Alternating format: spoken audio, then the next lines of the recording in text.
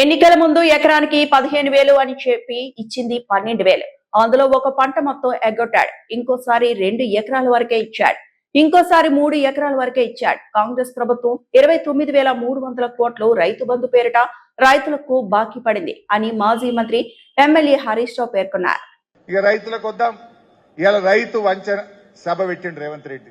అది ఆశీర్వాద సభ కాదు, రైతు వంచన సభ నా దృష్టిలో. రెండవది రైతు బంధు. ఏం చెప్పిందే రైతు బంధు? ఎన్నికల ముందు 15,000 చెప్పిందా? 15,000. మరి ఇచ్చింది ఎంత? 12,000. అవి ఎన్నిసార్లు ఇచ్చిండ్రు? ఒక పంట మొత్తానికే 9,000 ఎగ్గొట్టిండు. ఒక పంట 3 ఎకరాలే ఇచ్చిండు. ఒక పంట 2 ఎకరాలే ఇచ్చిండు. వాళ్ళు చెప్పిన ప్రకారంగా మొత్తం లెక్క తీస్తే 29,300 కోట్లు ఇలా కాంగ్రెస్ పార్టీ రైతు బంధు పేరిట రైతులకు బాకీ పడ్డది. 29,300 కోట్లు.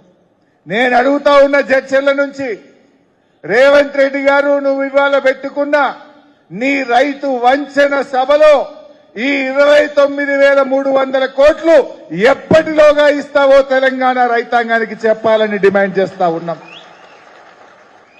నువ్వు రైతులకు బాకీ పడ్డ ఈ 30,000 కోట్ల రైతు బంధు డబ్బులు ఎన్ని రోజుల్లోగా ఇస్తావో ఇవాళ రైతులకు చెప్పాలని తెలంగాణ రైతుల పక్షాన, బీఆర్ఎస్ పార్టీ పక్షాన ఇవాళ నేను రేవంత్ రెడ్డి గారిని అడుగుతా ఉన్నా.